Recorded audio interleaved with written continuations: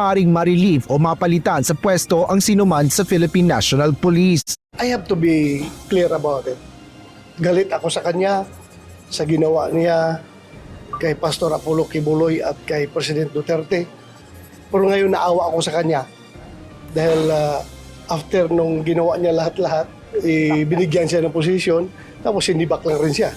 Walang forever sa serbisyo at maaaring ma-relieve o mapalitan sa pwesto ang sinuman sa Philippine National Police. Ito ang binigyan din ni Senador Ronald Bato de la Rosa bilang dating hepe ng PNP matapos bigla ang alisin si Police General Nicolas Torre III bilang Chief PNP. Bagaman may haka-haka ito kung bakit natanggal si General Torre sa liderato ng pambansang pulisya, ipinauubayan niya sa Malacanang ang pagpapaliwanag. I don't know if he did it now without the clearance of Malacanang, then maybe